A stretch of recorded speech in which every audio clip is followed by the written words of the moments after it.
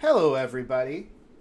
If you've been here with us since the beginning, you know that we started at noon today, and it's been a long day in which Lindsay and I have been streaming all day. This is the first time we've ever done anything like this, which is very, very interesting, and it's been honestly a lot of fun. I was a Yeah. little bit dreading it. We were kind of rushing with a lot of different things that were going on this week.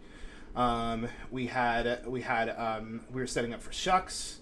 We're still getting hmm everything for the Keystone Kickstarter set up. We've had a lot of correspondence with the graphic designer, artist, lots of loose ends that need to be tied up with the factory and things like that. And we've just been having quite the few weeks. April has been busy month, but we're Yeah. gonna April's get gone by in a flash. yeah. We are definitely going to get into all of that. This entire hour or so that we've set aside has been to kind of just talk about all of the process that it took us to get from point A of starting the company to point B, releasing our first game. And we're almost to that point. We're going to get to the production section, but there's a lot of steps that people don't know about, don't talk about much, that kind of get have a lot of ups and downs and roller coaster feelings throughout the entire process. So we're gonna go into it. This is gonna be a very casual conversation. We'd love to get questions from you all while we're talking about it as well. But how I want to start off a little bit first is kind of introduce ourselves and a little bit about why we started the company, and then kind of go month by month as to where we were at with everything. Sound good, Lindsay? Sounds good to me. All right, Lindsay, how are you doing? I'm doing good. I have that it does feel like a con in the sense I have like the happy tired buzz where I'm tired but I don't care.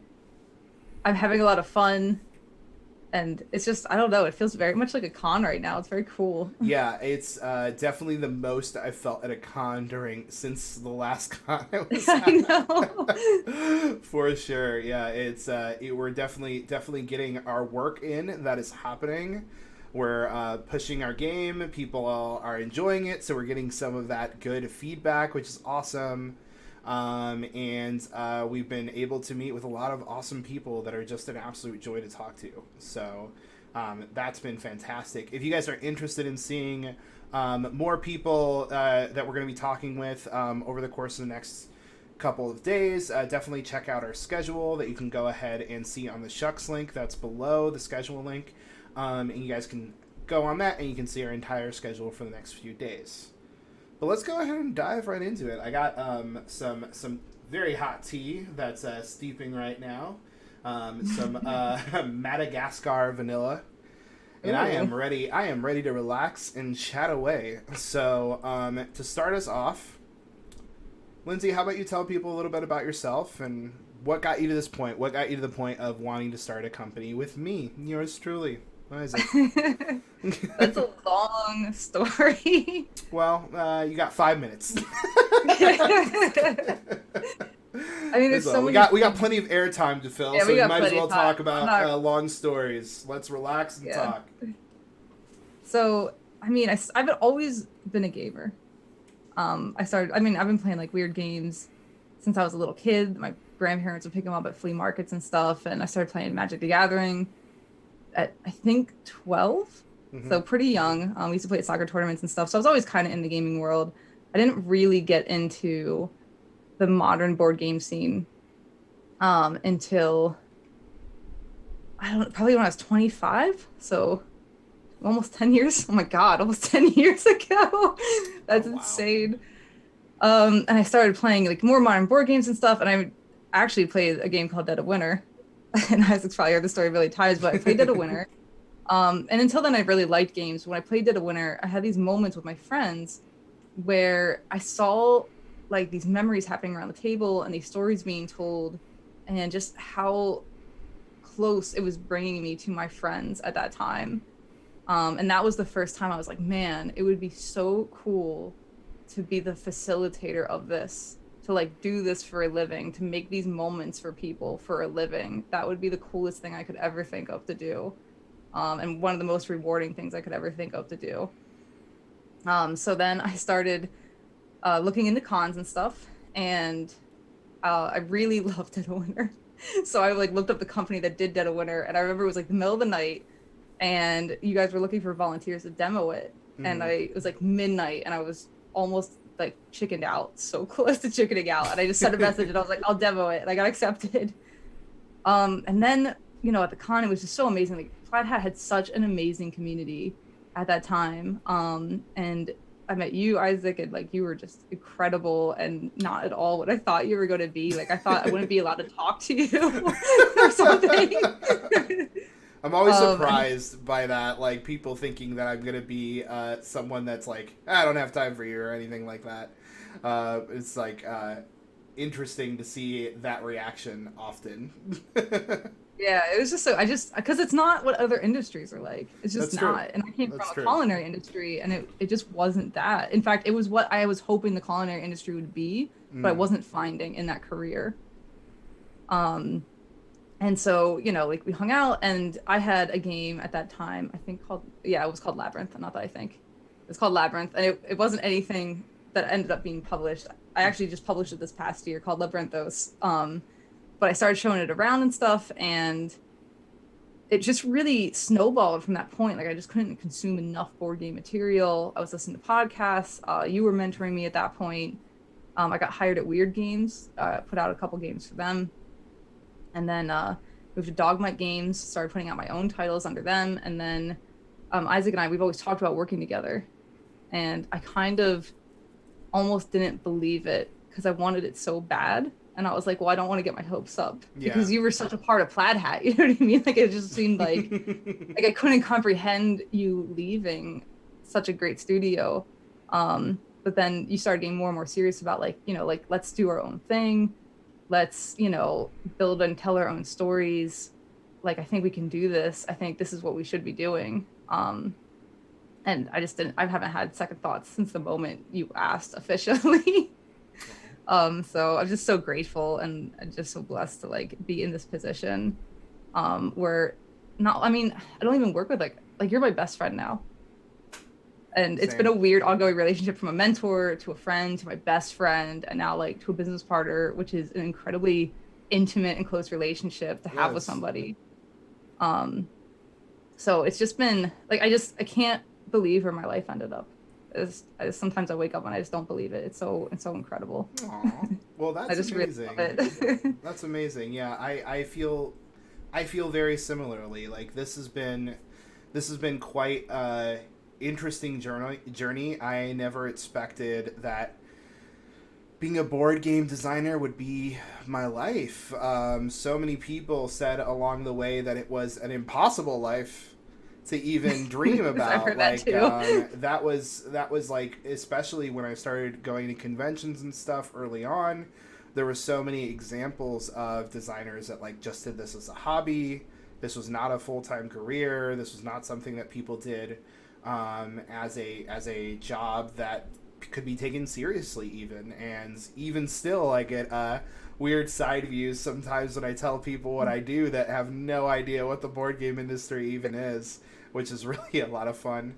But yeah, it for me it started off with kind of just hanging out with some of my card game friends that I had in middle school and played like Dragon Ball Z, the card game, and played a little bit of Magic, and played some stuff with him on and off during high school, but I was never like super serious about it or anything like that. Couldn't afford the cards that I wanted to buy, so I just kind of fell out of it, especially as I got older and as a teenager. And I came back after dropping out of video game college and started hanging out with those groups of friends again, and they had all transitioned into board games.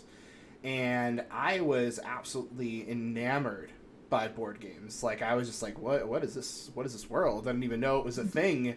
I thought like board games that existed were just Monopoly and what is it? Hungry Hippos. That's it. If you can even call Hungry Hippos a board game. I don't think it is. I think the company that makes it wants you to call it that.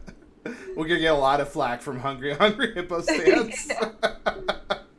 But yeah, so I was just enamored. I think one of the first games that I played was Ticket to Ride, which is very, very typical of a lot of people. It's a great game.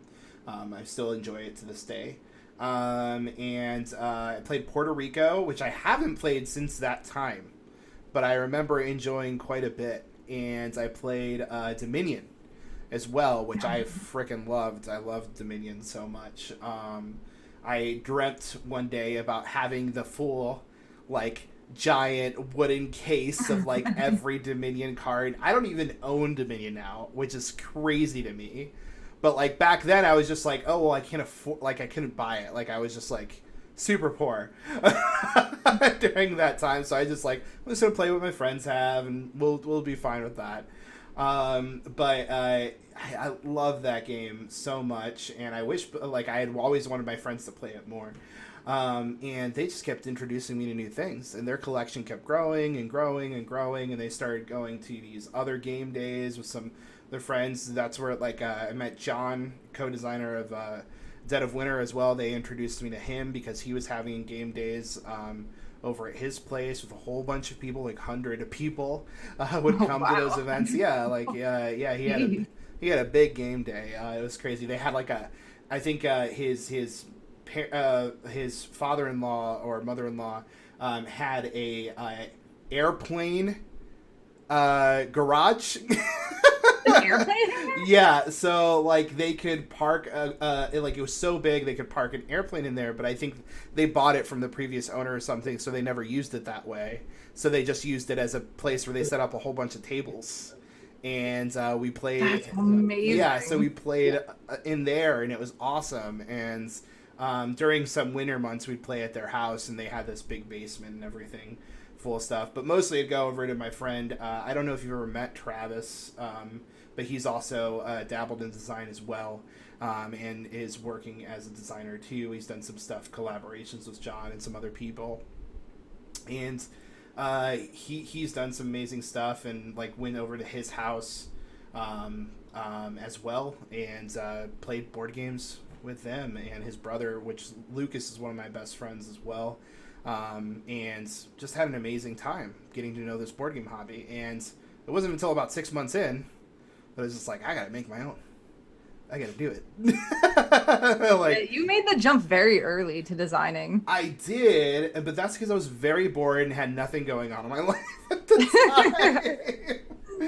I had nothing going on in my life. And I was just like, well, I'll give it a shot. Who knows? Who knows what it could turn out to be. So I ended up designing a game, and then my mom found out that I wanted to do this game, and she had been going to church with Colby, and Colby had recently done a talk in front of like the youth about starting his company and his board game company and how it was going. So she was like, oh, well, I'll take one of his business cards home to Isaac.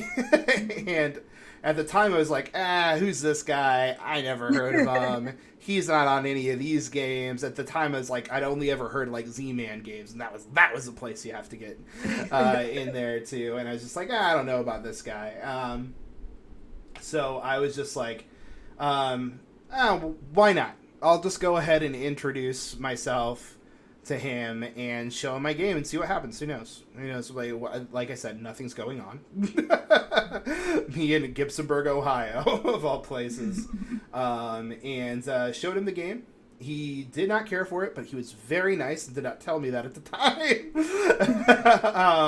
And it just encouraged me to continue designing and coming to his game days, where he was playing, showing his game Summoner Wars and playing other games. And within about another month or two or so, I pitched to him the idea that I had for City of Remnants, and he was like, stop what you're doing on that other game you showed me and start working on that one. That one sounds amazing. And came back with a prototype, and he signed it very shortly after. So, and that was like, oh shit, this is it. Yeah. This can work. This is a thing. this can happen. And pretty much at that point, I stayed glued to Colby for a very long time. Like, I was just like, oh, well, I have to volunteer for everything. I'm going to help out in any way I can. I want to make sure this company's successful. And I took it very, very seriously. And then we got the opportunity for BioShock. And that's where things really started shifting into, like, oh, no, this is serious. Like, this is a real industry. I started going to my first conventions, started meeting people, and this is a real thing. I can do this as a job. It was awesome. Right. And years passed. Kept designing more games for Plaid Hat.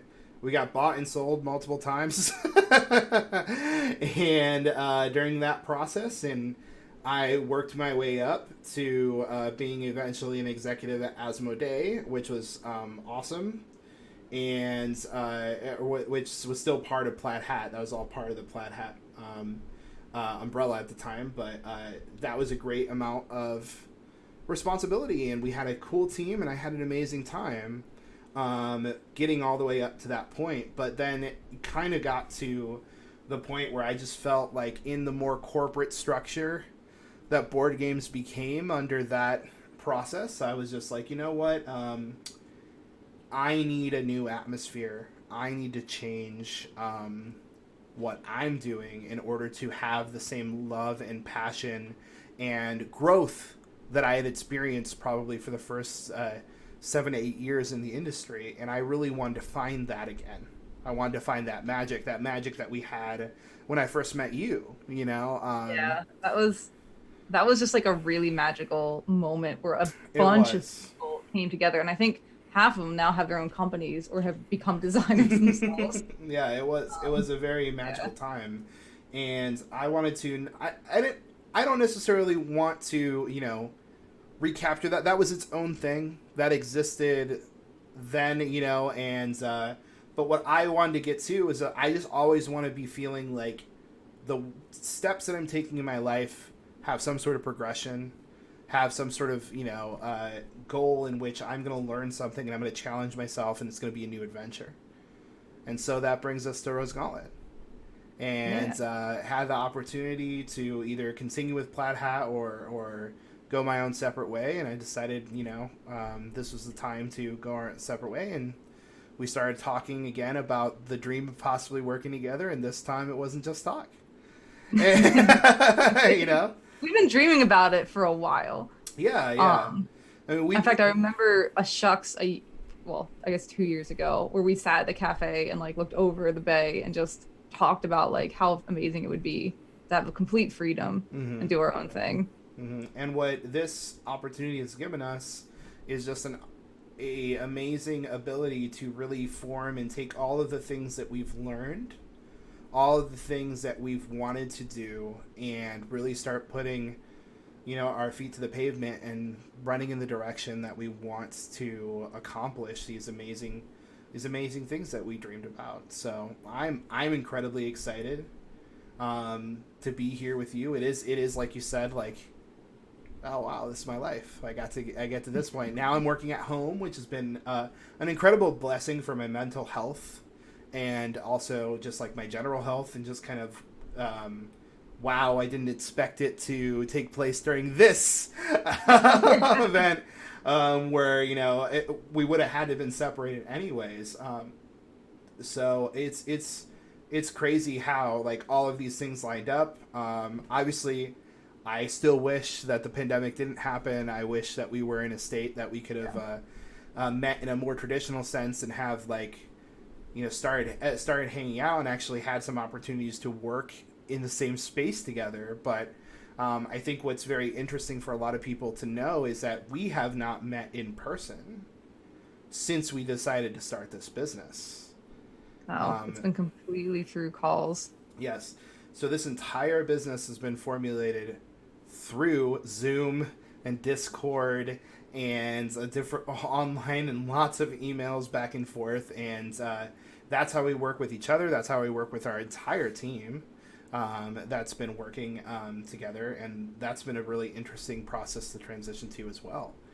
But let's go ahead and jump right into Keystone, right? Yeah. and that process, because Keystone was very much early on in the discussion of what we wanted to develop. So we pretty much got together, and I'm going to try to take us probably through all the months, try to step back into memory lane, and to what brought Keystone to our attention. So over the summer in June, after I left Plaid Hat Games and I was still trying to determine exactly what I wanted to do, we were having some conversations. I was trying out some different things as well, trying to get some education in some different aspects and other interests that I had and wanted to move forward with. But I also talked to Jeff Joyce a couple times as well throughout that summer, and he was kind of looking for just some feedback on his latest game that he was working on, and he showed me Keystone, and I was like, oh wow, this is pretty interesting. I think this is a really cool and interesting game. Like I think it has some promise, but it wasn't quite there yet, right? It definitely needed some more refinement. It definitely needed some work. So I kind of took a mentorship role with Jeff during those times, and kind of just went back and forth every time he'd show me different iterations, come back and forth with me. I never had the intention to start a company and sign this game and bring it on as Rose Gauntlet's first product. You know, I always thought it would be something either one of us designed. Solely. Yeah, we didn't think two designers would sign a design. Right.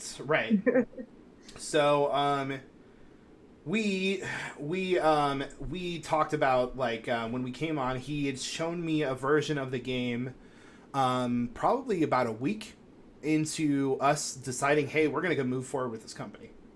This is going to be a thing. And I think it was like early September. Like, we're going to go ahead and start this of 2020. And I was just like, okay, we're going to hit the ground running. We're going to get all the business stuff associated. And I had put on the calendar, we need to talk about Jeff's game, because I had a meeting with him right prior that he showed me a version of the game that was just like, oh, this is really interesting. I'm really liking this now. And I think it has potential to be really good, but it does need still some work.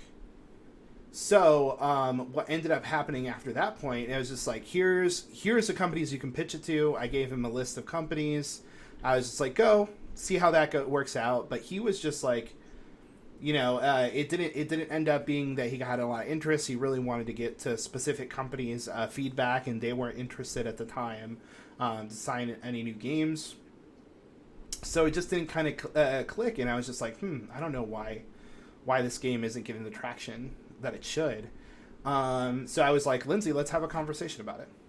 And we kind of all met together to play Keystone during that time. And Lindsay, do you want to talk a little bit about how you felt during that meeting, and taking that meeting and thinking like, oh crap, like we might sign a completely different game than the games that we were originally talking about with this company, and we might sign a game that's closer to done than any of the other things that we're working on. What did you think about that? Right. Yeah. So it was really cool, but I was also kind of torn, because, you know, it was not what we thought we were going to do. But when you showed it to me, I could see why you wanted to do it. And I thought it was a really good, solid decision. But like you said, the game was also a little bit raw still. Yeah. And honestly, we knew like the core of the game was so good and the ideas were so good. And obviously Jeff's passion for what he was doing and what he was trying to, like the story he was trying to tell through this game was really amazing. Yeah. And I think for me, the hardest part was just like, I guess, because when it's one of our designs, like I know how you think, you know how I think. It can be really hard. But working with a third person now, especially for our first project, that just worried me because I just was so nervous that, you know, like what if it's not what he wants? What if, you know, we're struggling a little bit, will we gel, stuff like that. But I think at the end of the day, it was just such a good idea. Like his design was so cool. And it did need polishing, but the bones of it, like we just couldn't pass it up. It was such a cool idea.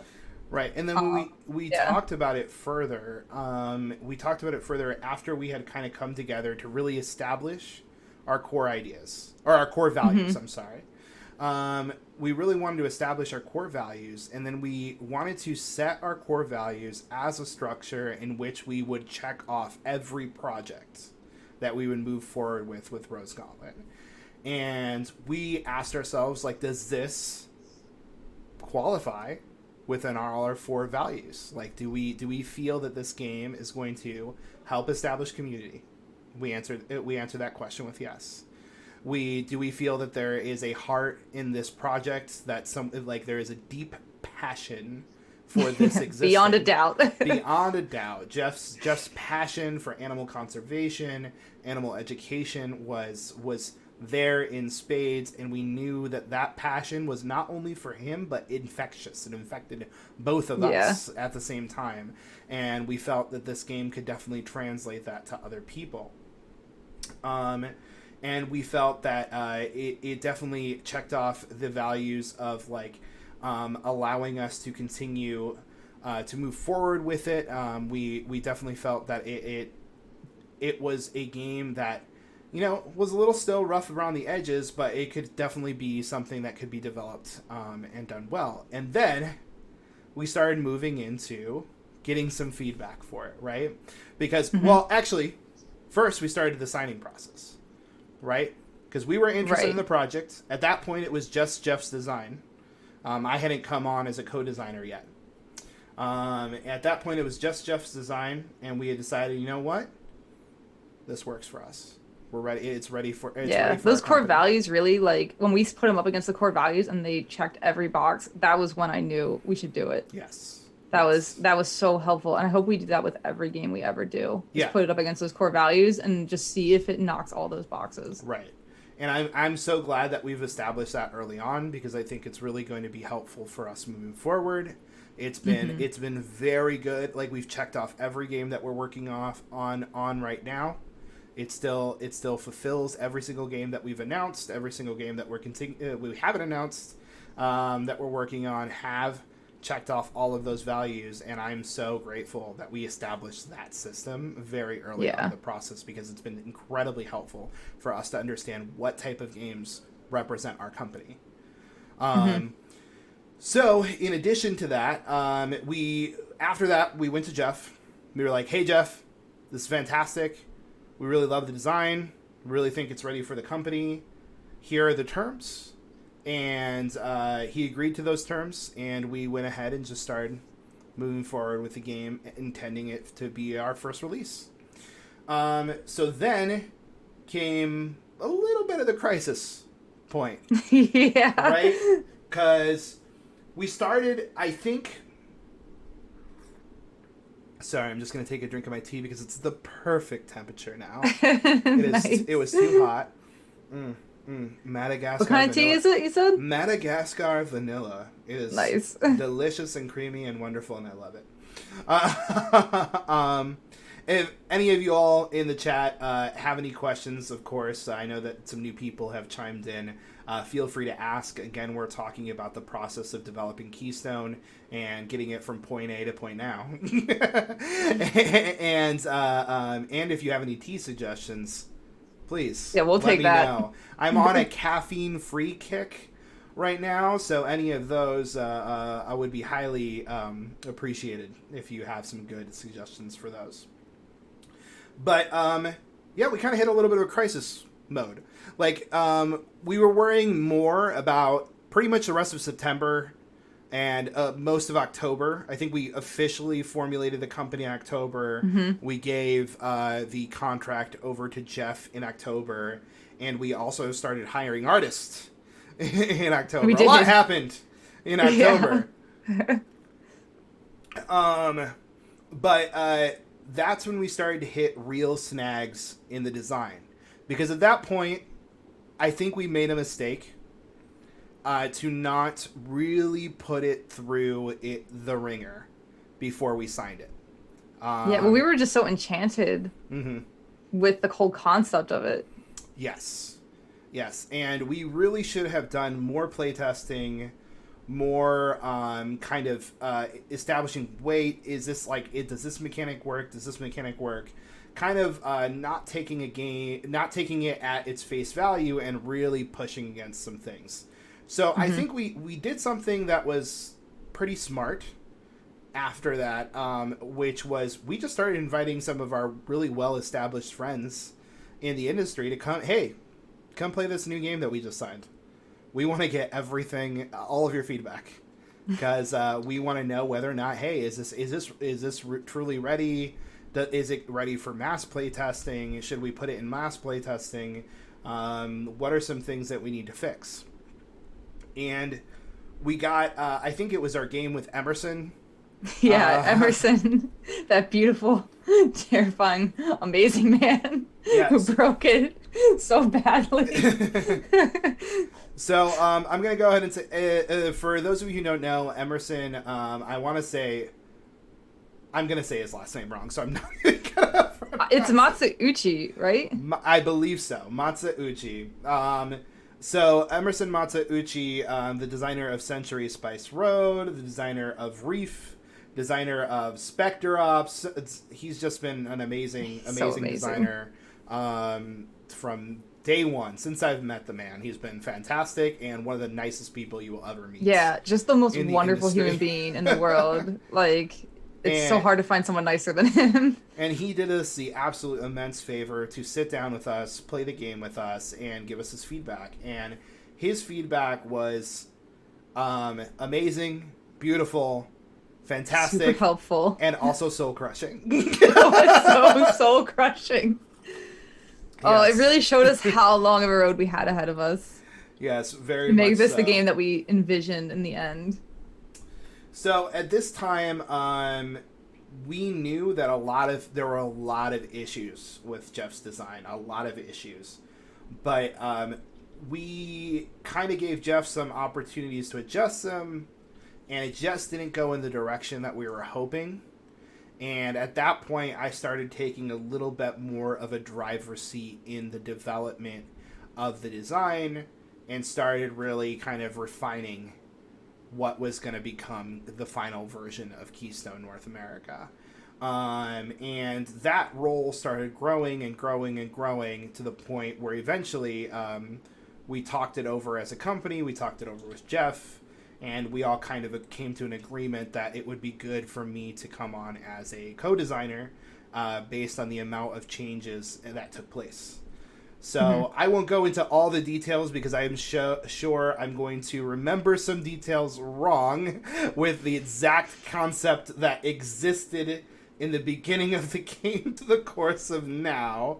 But just to know, like, there was a lot of aspects of the game that were incredibly different that we signed that changed into Keystone. Pretty much what stayed from the original design? Cards? Well, the habitat symbols. The habitat symbols have always been the habitat symbols. Well, no, that's not true. There used to be 8 habitat symbols. Yeah, we got rid of that so early. We're like, 8 is out of control, man. Like, no way. We can't even remember 8 habitats. We just combined them into 4 habitats. And that's why I said I'm not going to get into it because I'm sure I'm going to miss something. I'm sure something's going to... So, and we didn't really get rid of them. We combined them. So instead of a correct. desert and a grassland plains, now we have one symbol that represents grassland. both. Right. Yeah. Because there were just so many symbols in the core game, and it just overwhelms people, and it just had so much going on in order to match stuff up. Yeah, so, it got in the way of what the game's real goal is, which is to teach you about these animals. Right. And it was overwhelming. Yeah, so we were able to adjust that, refine it, and then we changed a lot of the mechanisms. Like, there wasn't a field. The cards didn't come out like that. They came out into other different zones. And there was an entire... It was a worker placement game. I was going to say, wasn't it like a little worker placement game? It was. It was a worker placement. It was not a set collection game at all. So there's also that major change that took place as well. And what else? There were definitely way less animals. There were way less animals. Yeah. That's just because we really liked animals. True. And there were also there were less Keystone animals, I believe. We had to push for more Keystone animals in the game to ensure kind of more of a balance aspect. There was something that's still definitely part of the game, but something that was definitely mitigated, reduced, restructured was there was a lot less equal representation of all of the different types of symbols and or in habitats. That kind of got adjusted around November, December time. Mm-hmm. When we transferred over to the amount of going from 8 to 4, we also adjusted the amount of like certain types of habitats that were available, and thus had to cut some animals and add a whole bunch more in order That's to go ahead. been one of the hardest things about the game is because like this game is so based on animals, and like we're talking real, like not real animals, but like the predators are all higher numbers because they're the top of the food chain, and some ecosystems have more predators than others. And how do we balance that from a mechanic standpoint when nature is absolutely not balanced at all? And one of the coolest things about this game that I hope people will know, although even if no one ever realizes how deep the rabbit hole goes into how real this game represents animals, but like every animal is specifically represented based on their like image, right? Yeah. All the images, we had a biologist look at all the images and the names. They're all from the ecosystems that are listed. Their number represents their place in the food chain.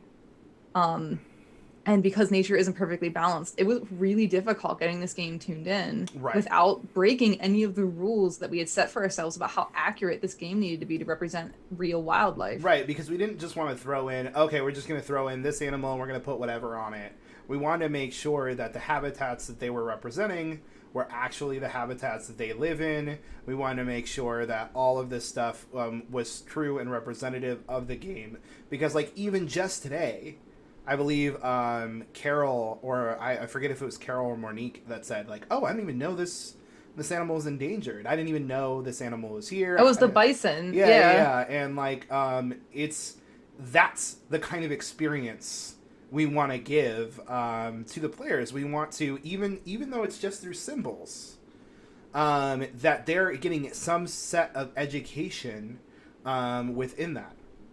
So during that time, we made a lot of those structural changes to the game, but it still wasn't quite enough. However, we felt very confident that we knew what animals we wanted to move forward with, which was incredibly important for the next step that we want to do, because we had to solidify some things in the design if we wanted to move into step 2, which was one of our favorite parts, hiring artists. Yeah. Yes. So, the best part of board games. It is the number one joy. It's so much fun hiring artists. Yes, in working finding not artists. hiring them. Finding artists is the worst. Yeah. So I think like it was definitely October where we finalized all the contracts, but it was also that month during when I was just doing a whole bunch of searching. We'd go back and forth on Discord and talk about ooh, do you like this one for the style? Do you like this one for the style? Do we want to go ahead and move in this direction? We had so much different back and forth on what we wanted everything to look like. And then it's like, okay, we decide on the look. We have the theme. We have the look. We know what we want. Now let's find the artist actually accomplish it, and within the budget that we need to accomplish it for. Which is it was very a large amount of art. Yes, it was. We could not screw up that budget. Yeah, at that point it was 60 pieces of unique animal art. We knew we wanted the game out around this time on Kickstarter. I think our original goal was April, and now we're just pushing to May, which is honestly probably the best timing structure that I've ever accomplished in my entire career. So I think that's pretty amazing. But we wanted to make sure that the artists were hired early on, because if we didn't hire those artists early on, it would be a huge problem. And we knew that's like that and graphic design are like the number one things that delay a project.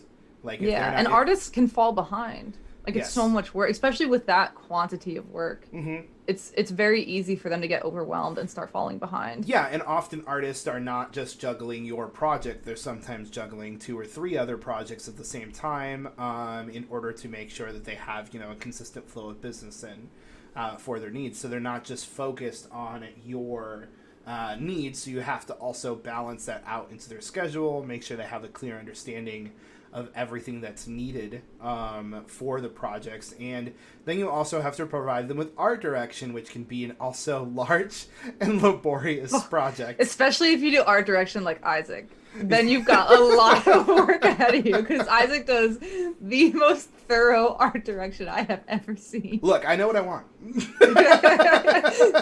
He's taught me how to do art direction in a whole new way. Yeah, and what I have learned over the course, I've done art direction since Dead of Winter. Dead of Winter was my first art direction project. And it's still one of my favorites. And Fernanda is the best. One day, I hope we have a project that can lure Fernanda to working for us again, because her work on Dead of Winter and Ashes are phenomenal. And she needs to be doing more projects for the board game industry. But honestly, this is a problem that the board game industry has, probably specifically. She's truly outgrown us as far as popularity and cost. She is quite done quite well for herself now with her own endeavors and her own Patreon. Definitely go check her out.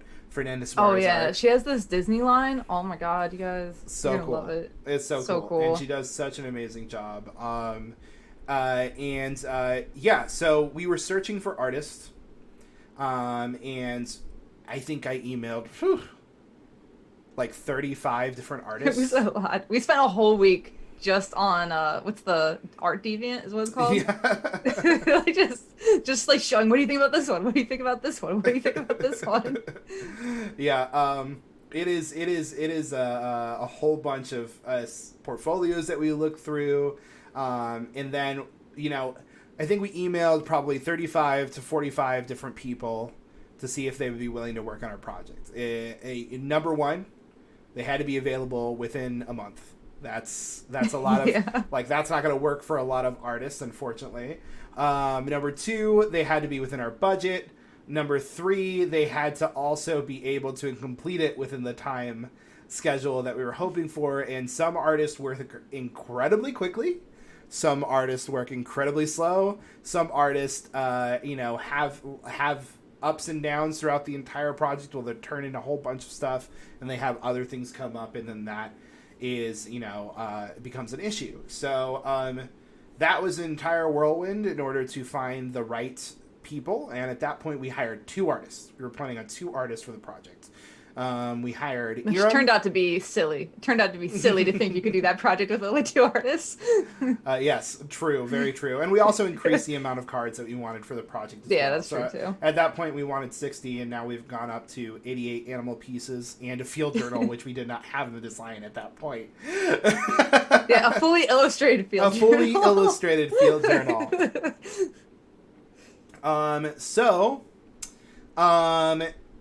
We went ahead and hired Iram at that point, and we hired Jan. And they were pretty much the 2 artists that kind of helped establish the entire brand. More Iram than Jan, because she's worked on more pieces, and she's worked faster.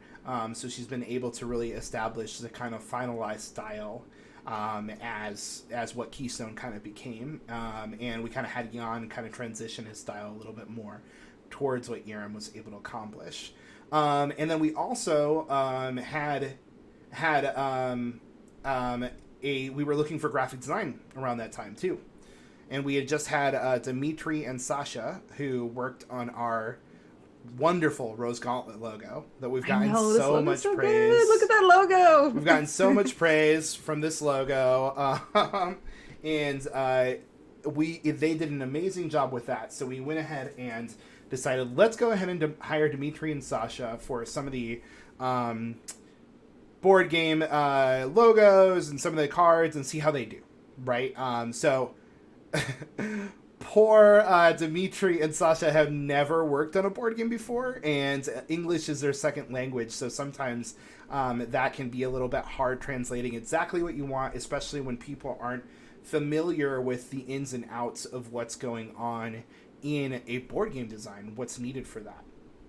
So I believe around that time, I think in November, we got the finalization of the logo, of the not the Keystone logo, but our company logo. And so we were just like, Dimitri and Sasha are great to work with. We love working with them. They did such an amazing job with the Rose Gauntlet logo, and people have loved it. And let's go ahead and hire them for Keystone. So at first, things great. That was moving along just fine. Our direction got a little overwhelming for me throughout the course.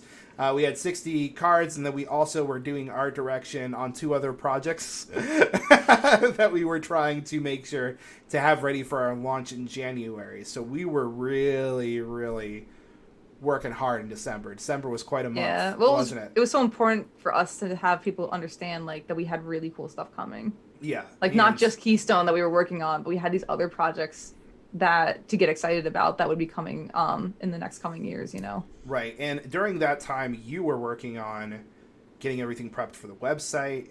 You were working on getting everything prepped for the big playtesting push that we'd have. You built our entire Discord section. The playtesting got crazy. We had so much interest in playtesting, which was awesome, but like taking on 100 people at once was like, whoa. Yes. They all needed help at once. You did an amazing job setting all that up and helping me with all of the different aspects of the business during that time, and also gave me the time and space that I needed in order to really refocus on kind of coming on as a co-designer on Keystone, because at that point we were just like, oh my gosh, like things really need to be refined. We need to get things pushed out because we need to be in final playtesting soon, and we need to be in final playtesting by the time we announce in January. So like we really wanted to be in that setup. So we were playing with whoever we could. We were getting feedback in whatever way we could, and I was adjusting, tearing things apart, re-putting things back together, and just doing what I've done for years. Destroying things and then building them back up, to really just kind of make Keystone just more refined. And Jeff was helping along every step of the way, making sure that we're doing a good job of representing and making sure what animals needed to be in the core process of the game, and also just doing a fantastic job of making sure that we were going to just still do right by the core passion of the project too. So it came to the point where we were kind of like, I think it was nearing Christmas time, and we were getting the game to a pretty close state to where we're at now. I mean, at least kind of the base mechanics. I think we still had 4 actions at that time. And we were honing it in though, because that's kind of what the skills turned into in the end. Right. So we had all these different things that we wanted to kind of make and represent thematic wise to kind of show what biologists do in the fields. And we were trying to make it all work in these 4 different actions, and everybody had a player sheet or player aid, and it was just a lot of stuff to kind of keep track of. And some of the actions were okay, and the other ones were just like never being utilized, never being used, and it's just like it did not work. So around that time, I believe we were still just kind of refining everything, but we were thinking, I think this game can work solo. Yeah, oh my god, that was my favorite part of the entire process, was that moment where you're like, what if it's a solo? And I'm like, what if it's a story? Or like, what if it's a solo story campaign in a book? And I was like, hold on, I'll be right back. Oh, that's for me, like, because the coolest part of this whole process was that moment, because we've gotten to the point now where we are, where I think the most special thing about this game, this is just my opinion, the most special thing about this game is that field journal. Yeah, I agree. I am just totally in love with it. I think it's unlike anything I've really seen before. It's so cool. And just to see it kind of develop naturally at the last minute was such a cool thing. Yeah, and we are incredibly excited. I know that the Field Journal has not been previewed yet, y'all. And for those of you who have demoed, who have chimed into Keystone, kind of found out more about it, checked out the rules. I know that like the solo section's in there, but you haven't seen the Field Journal yet. We are just waiting, kind of like we want to make sure that we're previewing some final graphic design, and that graphic design, we have been told, will be ready tomorrow night, and we will go ahead. We are being promised. We are being promised. And we're going to be previewing that on Sunday. So if you guys want to come back at our final show, we're going to be showing a little bit off more of the solo mode to preview as well. So, yeah, I went ahead and designed, I think, the first scenario. I don't know if that one ever... I don't think it did. It didn't stick because we changed a lot of the mechanics. But I went and designed the first solo scenario, and I played it, and I was like, this is good. This is great. This is the best solo game I've ever played. Like, yeah, because you don't really like solo games, right? I don't. Really, which is why you're the perfect person to make them, because you know all the stuff that you don't like about them. Exactly. And it was puzzly. It was interesting. And even in the state the game was in at that point, it was a really interesting experience, and we had a lot of fun trying it out. I think I had Jeff try it out. And then we both started building some scenarios. Jeff kind of took over a little bit more building scenarios for the solo. And then, yeah, we just like, at that point, like, it felt like it was always part of the game, part of the intention of the game, because it just worked so well. And the card system just lended itself so well to having a solo experience without having a whole bunch of extra crap.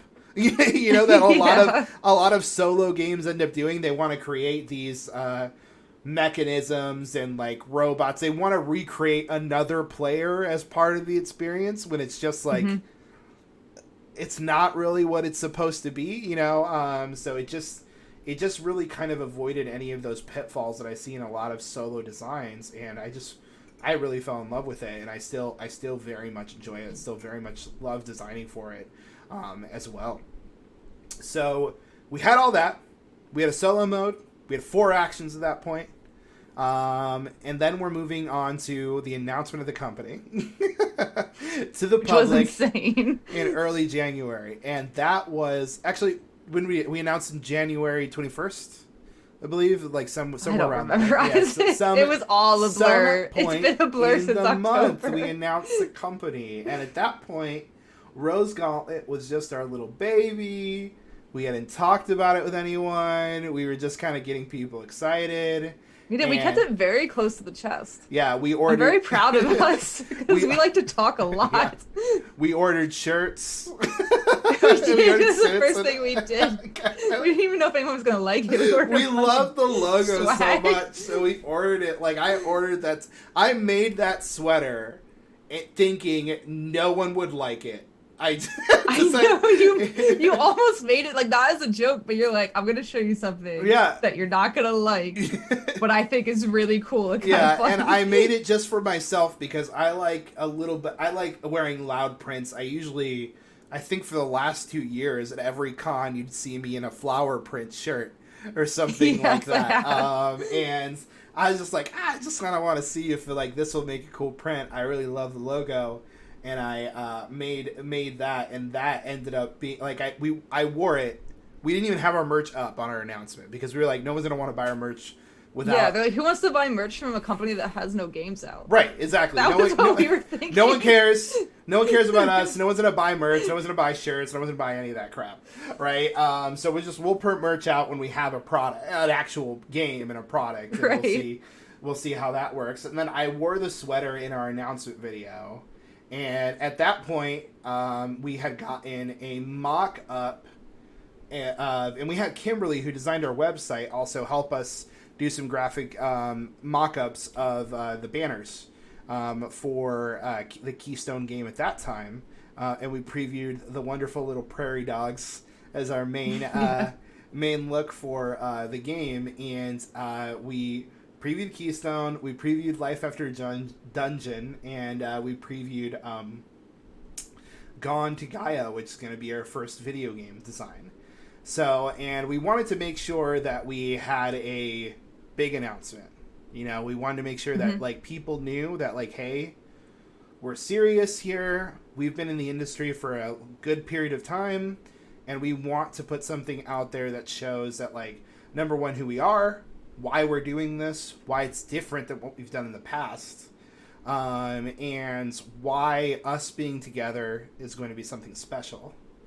And my God, did our announcement go so much better than we thought it would. Oh, it was so good. Because I know, like, you and I, it's not that we had, like, a chip on our shoulder, but you and I both felt like we really had to prove that we could do this and do it seriously and do it well. Right, exactly. And I'm sure anybody looking in from the outside could say, oh my gosh, you want to start a board game company in 2020? Yeah. What? Why? That seems like a bad idea. So we also had that working against us, you know. And yeah, we just got in our own heads a little bit, I think. Yeah, and we the wanted... good news is that that translated to an incredibly powerful announcement. Yes. That connected really well, and that was such a cool moment. Yes, and that's what I love about how our announcement went. We were really trying to tell people about how we felt, why we did it, and I wore the sweater, and people wanting our merch so bad, and you wore the shirt, or you wore the hoodie and the shirt, and people wanted our merch so bad, we ended up putting it on the website, and now people are wearing Rose Gauntlet shirts. I still can't. Like, every time I see someone wear one of our merch. We're getting a raid.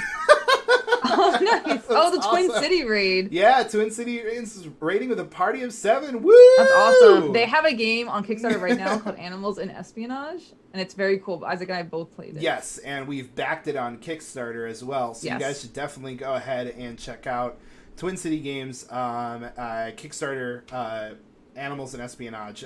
It's available now. So go help. Cody is a good friend of ours. He also was around the same time Lindsay came. He's actually been with Plaid Hat longer than I have. Yeah, he's more original than all of us. He helped playtest the original Summoner Wars.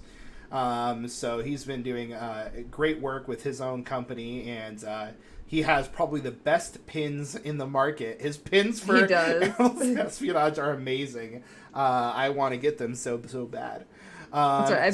I backed the level with the pins for us. Yes. So we'll get the pins. Good. I want more. We'll probably get in the Pledge Manager another set so we can each. Yeah, I definitely want another set. you want them. I also. Yes. We're gonna have to get 2 sets. So yeah. Thank you guys for being here. What we were talking about is we're just kind of talking about our process of bringing Keystone to Kickstarter. Our process of just kind of like what it was like to build Rose Gauntlet, and also what it's like working on our first project. So what we were talking about is our launch. Our launch went super well. We're very happy about it. And Beluga Bliss Game says, cannot wait for Keystone. Game looks amazing. Thank you. I hope you enjoy it. If you want to demo it, we have demos running all day tomorrow. So definitely... And right now, too. Yeah, and right now. You might want to keep watching us, though.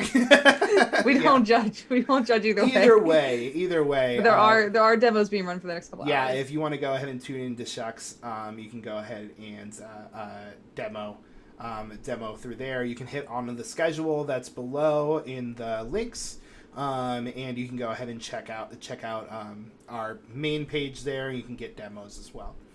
But anyways, yeah, Keystone. At that point, you know, we felt pretty confident in the direction that we were going to go.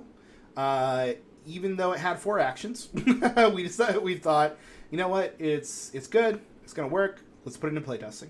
That was the first major call to action that we had after our announcement. Did we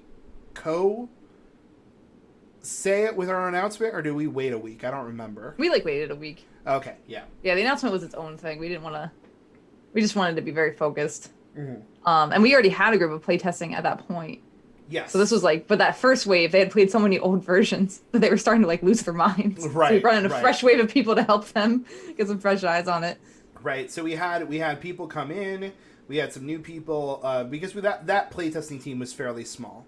as well, and we Mm-hmm. The really first one wanted, was. yeah, we wanted a larger group of people, and we were, putting in our goals at that time is like, we need to have 400 plays of the game by this day, and like we just needed a whole bunch of people with a whole bunch more eyes on it, and that process of playtesting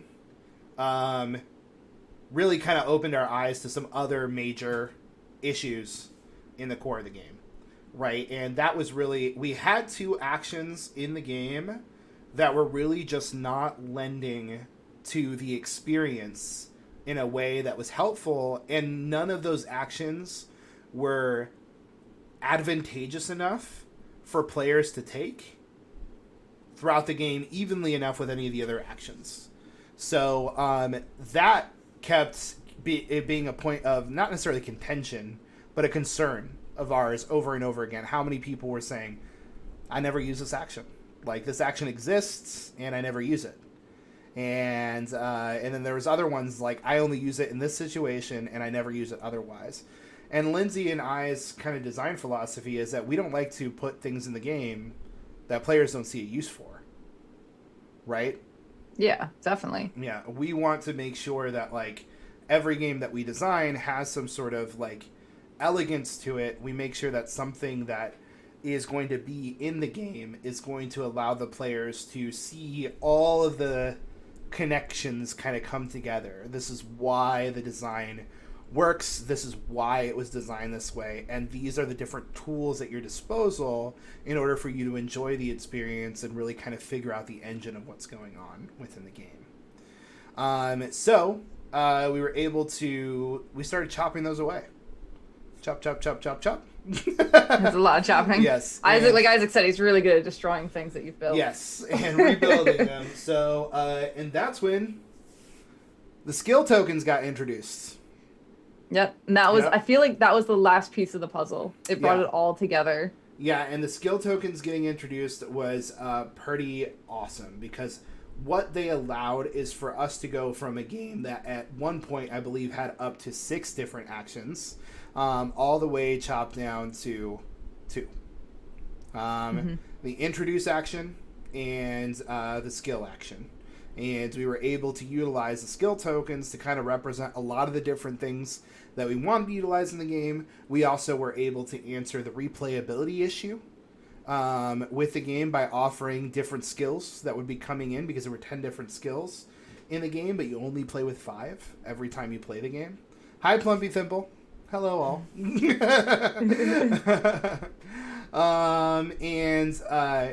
We really got to use the skills to offer also another solution to the game, which was like, nobody wanted to discard cards from the fields. Right. And when we needed them to discard, we need that river to keep Yes. flowing always. Yes, Exactly. And that was the biggest challenge, was how do we make them discard when they don't want to do it, but it needs to happen. Right. And what the skills offered is that they offered the player an opportunity to take something that would be very advantageous for them, but then allow for force them to then discard cards from the field and open up the path for other players to then allow them to grab other cards when there was just too many cards on the field that were too stagnant. You know? Right, because it's random. So there could be too many ones.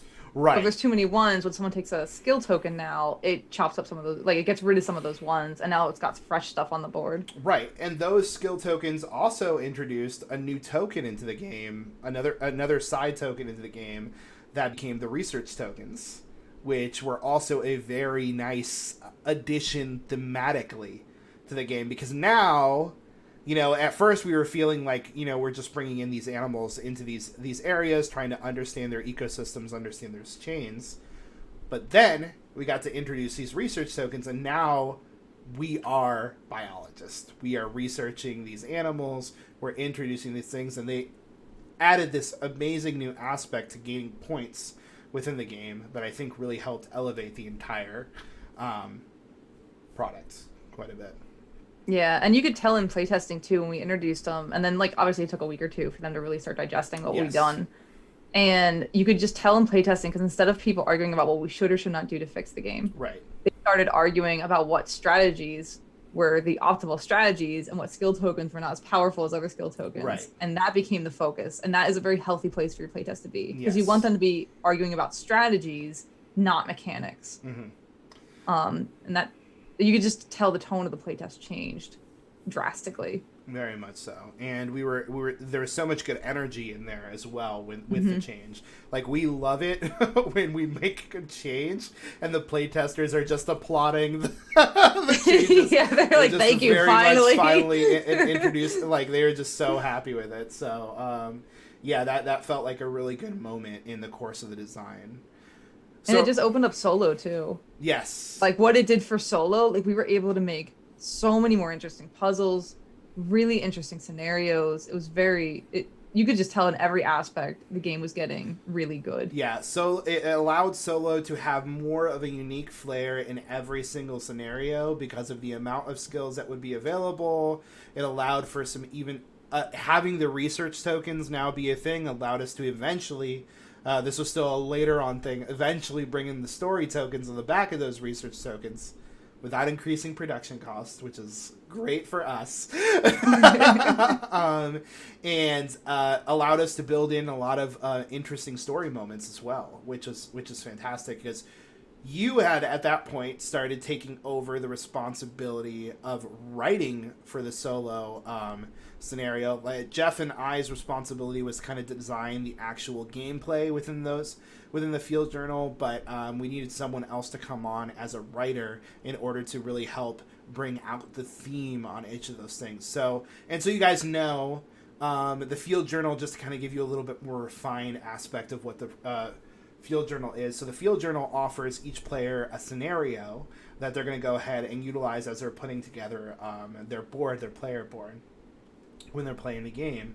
And the scenario is going to put you in the place of a junior field biologist that tells their story, and they're going ahead and reflecting on their day's work or their project that they're being sent to, and they're also introducing the player to different issues and actual work that biologists are doing across the North America, trying to help these different keystone species and other species within North America to thrive and continue thriving, so that we can go ahead and have healthy ecosystems across the country. Or multiple countries. There's 3 countries. The continent is the correct word. But yeah, and they Lindsay did an absolutely phenomenal job on your first pass. Like, you did an Thank you. amazing, I really amazing job. enjoyed it. Like, because we were talking about this game from an educational standpoint, and you do learn by playing the game. You learn about the different animals and their ecosystems. You learn which ones are keystones and maybe what, environment they're a keystone to. Mm-hmm. But with the field journal, I was able to get down into really relevant issues that are affecting North America right now in a way that we could never do with just the multiplayer game. Yeah. Like, we're able to talk about the effects of climate change on different national parks, policies that are affecting national parks, invasive species that are decimating local things, and then also like some positive stuff, things that people are doing that are working and are making a difference. Mm-hmm. And like what these biologists do to protect these animals, and like just as an example of success, the wolves at Yellowstone, and how that has just transformed Yellowstone and is being used as a blueprint for like how to introduce predators across national parks around the world now. Mm-hmm. And just like, it was a group of biologists that no one had ever tried anything like that, and they're like, we think we can do it, let us try. And Yellowstone has been completely transformed in such a positive way over the last, I think, 5 to 10 years.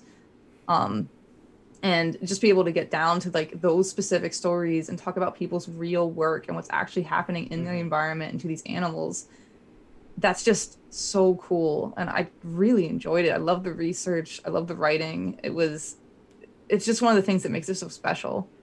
Yeah, and what was really cool about that too is that we kind of had some core concept or core scenarios that we presented you in order for you to then come back with story to build out the story. And what ended up happening is that the story ended up reforming. Like, I took everything that you did in the story and then Right. restructured how the scenarios worked in order for the story to make more of a thematic impact, right? On what Yeah, the it was actual player was doing as well. such a good tag team. And I don't Hmm. know, because it was very time consuming, and Oh I know we've yes. talked about this. I don't know if there's another way we could have done it No. because it was your concepts that gave me the story idea and started me down the path of what I wanted to research for that particular scenario. And then you came back and just dialed in the puzzle to perfectly Hmm. match what I specifically was saying in the story. Yeah. Yeah. And it's so cool. I hope other people think it's as cool as I think it is. Yeah. So I'm so excited for people to see it. Yeah, and Jeff did a lot of amazing design work on that as well. Yeah, it was definitely a merger between all three of us helping bring Yeah. that to life. And it's just been so cool to see how the playtesters number one reacted, because the solo mode was definitely something we focused on later in the playtesting process. We wanted to make sure that the multiplayer mode is working, it's fantastic, it all functions, the scoring mechanisms is exactly where we wanted it to be. And after we finalized that, solo was definitely where we refocused and honed in, and people just absolutely loved it.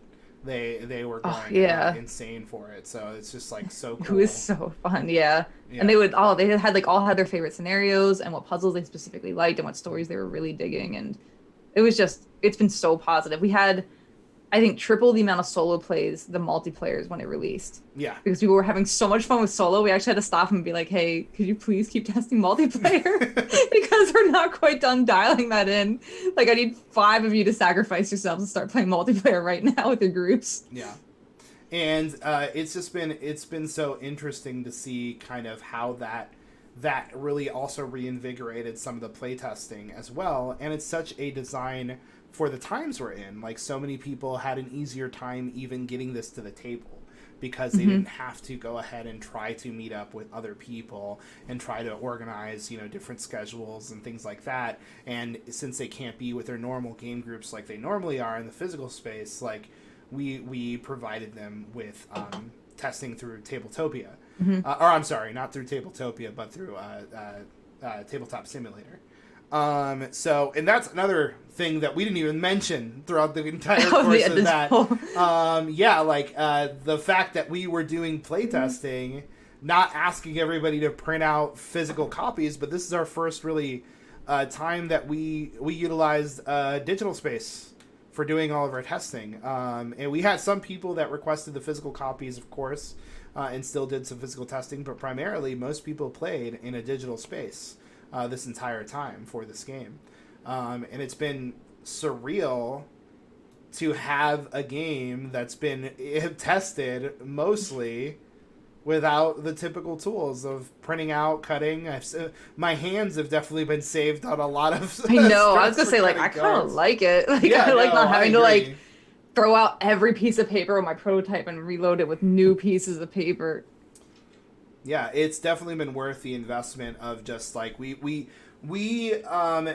decided, like, Jeff was able to have quite a bit of skills early on in development, Hmm. and was able to build out the game on TTS. That's how he showed it to me the first initial time, and he's been iterating that multiple times throughout the course of the project. But we recently brought someone else on as well to kind of bring it to life in its more refined form on TTS as well as Tabletopia, which has been something that's been incredibly helpful. I think kind of like one of our mantras, I wouldn't necessarily our mantras, is that we also understand where our limits are, and we understand how much bandwidth we have, which has been Hmm. really helpful towards the process of doing this remotely, and doing this as a team, and doing the amount of projects that we're doing, and handling the amount of people that we that we oversee and contract as well.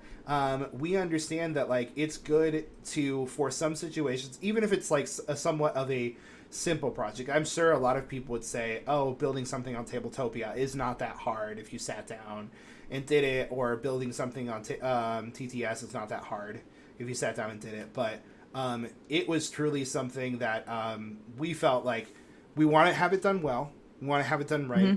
and we don't want to spend our time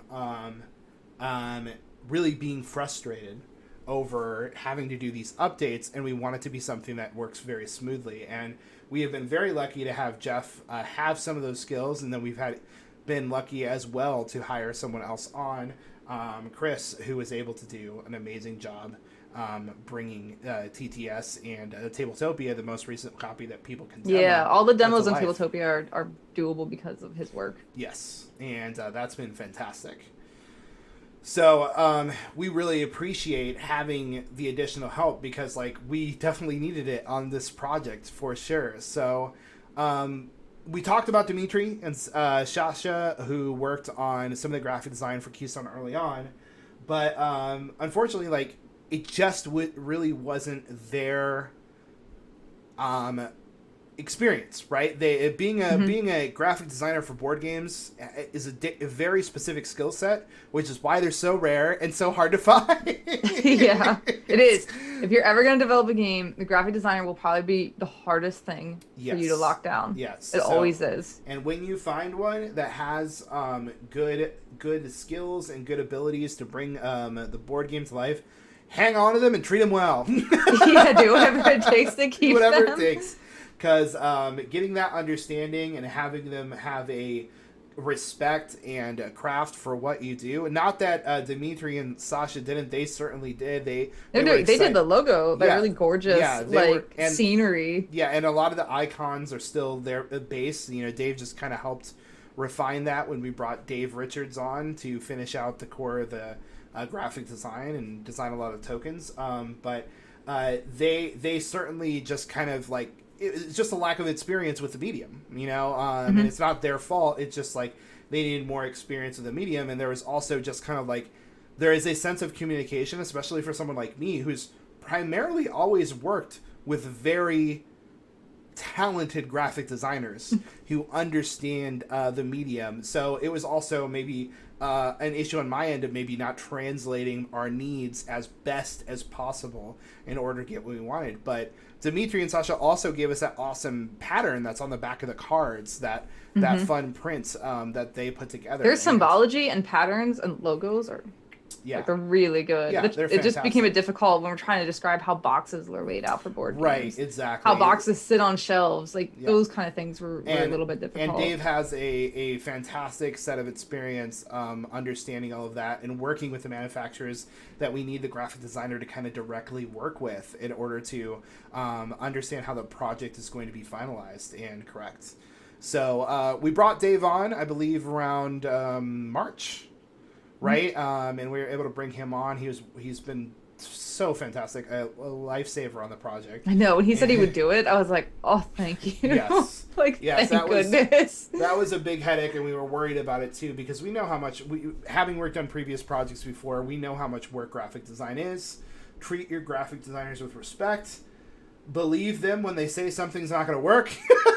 Yeah. And because they are very talented individuals and they deserve that kind of respect. And I wish they got more recognition in the game industry because honestly, there's so much stuff you don't understand goes into that work. And there's so many things that they put into it that really helps players intuitively understand what needs to be done in a game. And they do such an amazing job making that happen for us. I truly believe like you can have amazing art and it will be ruined by graphic design. Yeah, you can have not great art and good graphic design will make it look amazing. Yeah. So Dave definitely elevated all the aspects of the art. He elevated all the aspects of the design, and he translated the rules into a physical space that will make people understand the game too. And especially in a game that has very little text as far as like explaining what to do and how to do it, you need a talented graphic designer that's going to be able to bring that kind of stuff. And luckily the combination of Dimitri, Sasha, and Dave was able to bring us all of this magical work. And Corvey's in the chat. I'm sorry, nice. Havre. I don't know why I always... My dyslexia just switches those two letters. But hey guys, love to see you. Thanks for being here. We're just talking about, kind of the development process of Keystone, and we've gone all the way up into pretty much March. Yeah. And you guys are playtesters for it, so yes, you've you heard guys have most of the seen. You story. guys Probably you know know. what the story is You already. know, it's been ups and downs and whirlwinds and kind of all the process of working on a project. But yeah, like so graphic designs bumping, we're doing good, and then we hit a little bit of a snag with art. Now, Iram is doing an amazing job. She's doing great. She's already Danny's in the chat now. He's asking if we're all hydrated, fed, and stretched. We are. We are two of those three. We are two of those three. I'm hydrated. I had my tea. I got my water. I've fed and ate the amount of food that I needed for the day. And, let's just say I'm very grateful to have a good chair right now. Yes, and but stretched? Oh God, no. I'm gonna be glued to this chair by the end of all this. But let's go back to what we were talking about on the art. So we had a little bit of crisis of the art. One, we were increasing the art for the project. We decided, number one, we wanted to have additional species that we wanted represented in the game. We wanted secret species that we wanted represented in the game. Yeah, that was not probably necessary. Isaac and I just really wanted secret envelopes. We really wanted something special for that was so cool. For the Field Journal campaign, for people to be able to open up, have a little bit of a surprise, see new animals that that they can go ahead and get, and I think it's definitely the right choice. I think we oh no, definitely absolutely. made the right choice. I don't remember who threw it out there, but like once we had thought of once the idea was out there, we were never not going to do it. Yeah. Like there was just no way that wasn't going to happen.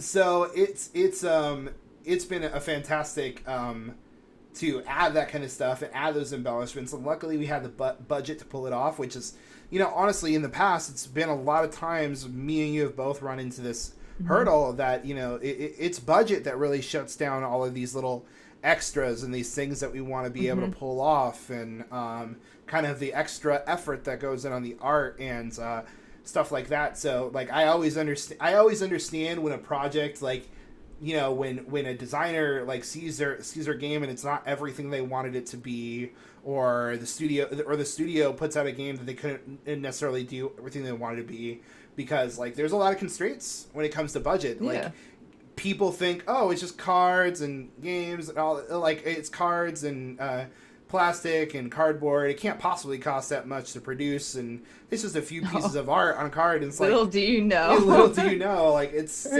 like there's 88 unique pieces of art in this game that needed to be commissioned. It's the biggest art budget for a game I've worked on. Isaac, is that true of you as well? It's gonna get close. Forgotten Waters had a big art budget as well. Yeah. Those pages for the book definitely had a lot of stuff going on, and then we also had the characters.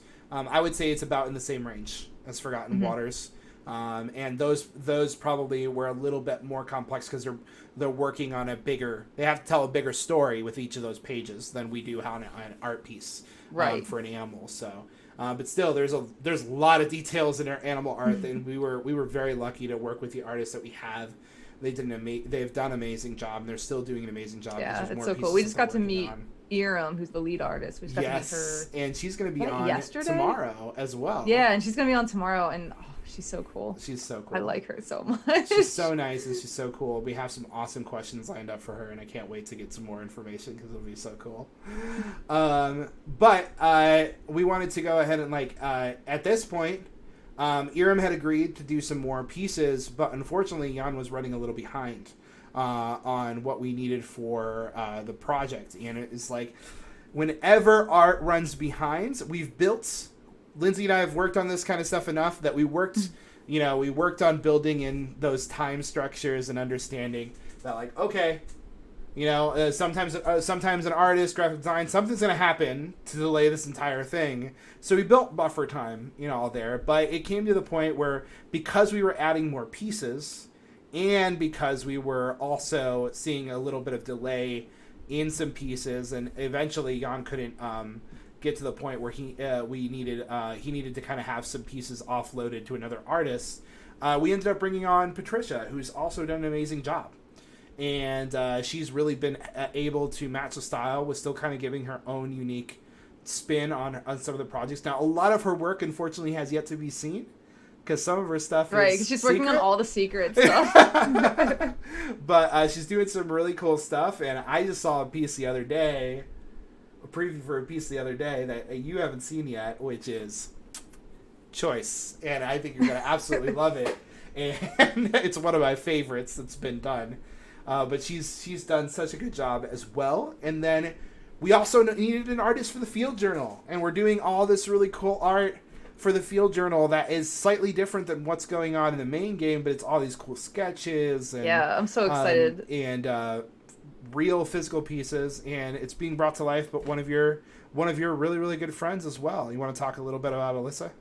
Yeah, so Alyssa Minol is the person who's doing. She is also the artist for Life After Dungeon.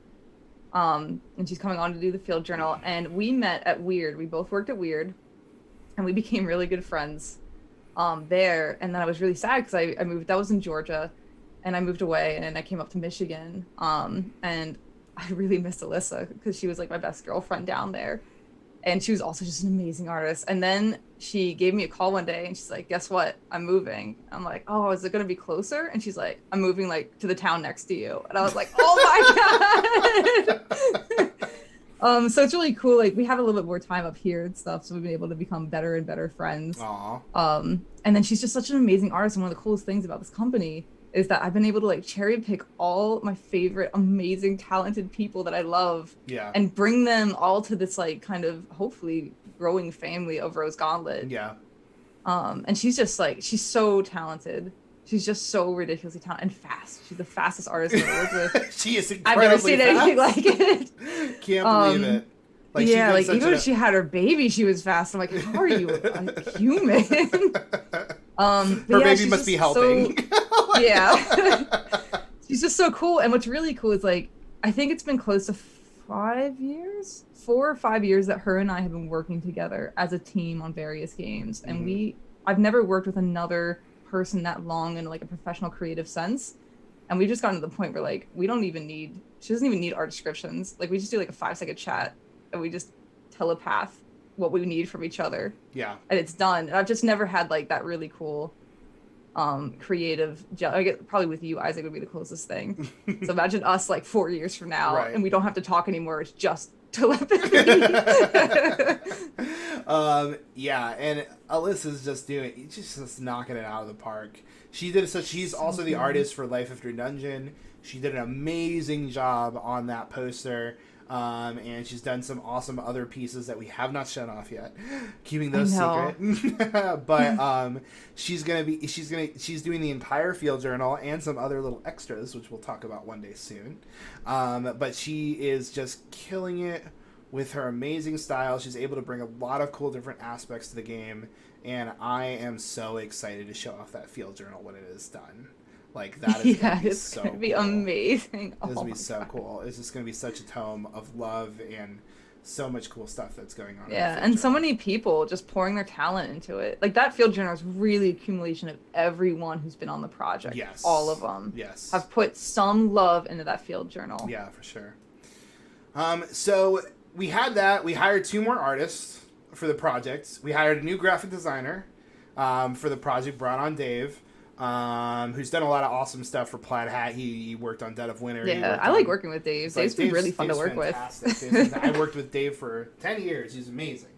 And to have him come on to this and give us his talents has been absolutely amazing as well. And he's just a wonderful human being, and I love that guy so much. So we've also had brought on Tabletopia person. So we brought in a lot of people onto this project. We've had a lot of people working on this project. We reached randomly. We had always talked about bringing on a biologist to make sure that like Jeff has a fantastic amount of knowledge that he has and has been able to do really well done research for the game to make sure that the game is really representing the animals that we have in the game well, and that are also being represented well within the field journal and the work that's being done.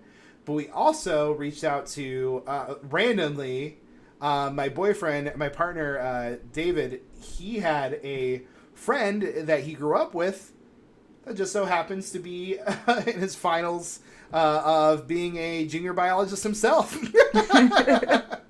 And has done a lot of work. His specialty has been cave diving. I don't know if I ever told you about that. Oh no, like, you that's didn't tell his me specialty. that. He says if you guys ever do a cave expansion, please let me know, because Oh, I that would will be go so all cool. out. But he's also been helping us out too, with a lot of great knowledge and making sure that we're representing the animals even to the next level, and making sure that we're doing an even better job. And we might have some other people as well even chime in, but we're still finalizing some of those details, just to make sure we're crossing our T's and dotting our I's, and making sure that this game is truly just a tome of love for the subject matter that we are representing as much as we humanly possible can with the knowledge that we have right now. But yeah, it's been an awesome project to see all these different people come together. We're gonna have my brother come in and help in with some art direction. Yeah, I know. It was your brother that saved you from drowning in the art direction. Yes, my brother Sam, who worked at Plaid Hat Games as well, and he helped us out so much, especially during that time, was very helpful. He's helping us out this weekend as well with being the moderator for our Discord and helping out the team there. So it's been an incredible amount of support, a lot of late nights. It's been a lot of late nights. Yeah, it's been my first time, I think, since like my early 20s that I've done all-nighters. Yeah, I know. On different things. There was a point where like I was eating ramen, you were eating something else, like some other junk food, and it was like 2 o'clock in the morning, and I was like, I have never felt more like I was in college since I was in college. So it has definitely been a lot of work, but a lot of fun. We've really been enjoying ourselves, and really the only truly like sad part of any of it during the entire process is that, like, even though we've worked so well together this entire time, my gosh, I can't imagine what it would be like if we were together in person, like physically in the same location. Yeah, physically in the same location. So I am just excited for that day, and the fact that we've been able to do all the things that we did for Keystone, you, me, Jeff, and the rest of the entire amazing team that have brought this project to life, to be able to do this all separate, all digitally, all through Zoom calls and emails and Discord. Chats, and just constant good communication on all of those different aspects has been truly a wonderful thing that it's almost unreal to me. Like, it's like a dream, right? That we are at this point. Like, we're here. We're in this beautiful blue and pink lights. We have our company logo. We have our first game that's coming to Kickstarter. We have so much wonderful support from you all watching and other people as well. And it's just been so incredibly humbling to not only see that our hard work, even before Rose Gauntlet, is definitely coming to fruition with this company, because all of our experiences we're bringing with us, as well as all of the things that we've learned along the way and all of the things that we've seen done wrong along the way as well, that we're just hoping to improve on. And we have a lot to learn still. We're going to make more mistakes. We're going to learn a lot along the way. But my gosh, has Keystone been a fun project to bring to life. And it truly is something that I think is going to do wonders for our company. And we hope you all enjoy it. And if you have any questions about the game, any questions about our company, any questions that you want to ask whatsoever, we are open to it now. So if you guys have any questions right now, we'll take some questions. We have a few minutes before we have to go to our next thing. But if we don't get a question in the next 30 seconds, we will gladly take a little break before our last We're gonna be last playing stream for the night. Keystone in 30 minutes. Yes, If you guys want to stop by and actually see Keystone being played. Yeah, we're going to play Keystone in 30 minutes with the wonderful, amazing social media marketing manager, Danny, who is the best human for also making everything that we just talked about. It would not be a success, and you wouldn't know crap about it without Danny. Yeah, Rose Gauntlet. So that announcement, that is Danny. Yeah, he has killed it and has offered his services since day one, and we are so excited to have him on, and we'll just keep gushing him with praises. Yeah, if you ever get a Danny, you treat him really well. Treat Danny he's also well. priceless. He's priceless, and he's been the absolute superstar, and he is such an advocate for good in our community, not just a Rose Gauntlet's community, but the board game industry and just humanity as a whole, honestly. Honestly, the world's just a better place. Exactly. So we're excited to be on with him, and I am not seeing any questions. People are saying, take a break. You've earned it. Nice. Thank you for all the love. And we appreciate you all so much, and we hope that you enjoyed learning a little bit about our journey, about what it took to make a game so far. And if you all have any questions along the way, feel free to chime in throughout the rest of this weekend, or whenever we have a Twitch stream every Friday at 6 p.m. Central. Feel free to chime in then as well. Any things you want to leave the audience with, Lindsay? Other than I'm just so eternally grateful, and the support that we've gotten, and just how everything has worked out. It wouldn't be the same without the community support. Yeah. And I don't think we would have gotten this far without the community support, especially through those long nights when we read those messages to ourselves to try to get through it. Yeah. If you are interested in Keystone, it will be on Kickstarter next month, which I think Isaac said. You can go to our pre-launch page on Kickstarter. Mm-hmm. And you can get the link. Oh, go ahead. Go ahead, Isaac. The link is in the Discord in our Shucks booth, our virtual booth on the Discord for Shucks. Yeah, and you can also go to our website as well, and just click on the Keystone section, and the link will be right there for you too to go straight to the Keystone. It's www.rosegauntlet.com. Yeah, and that doesn't pledge it. It doesn't commit you to anything. All it does is it'll just let you know that we've launched, and you can get the game if you want. Yeah, just so you make sure you don't miss it, it will give you a notification and let you know that it's out and it's ready for the world.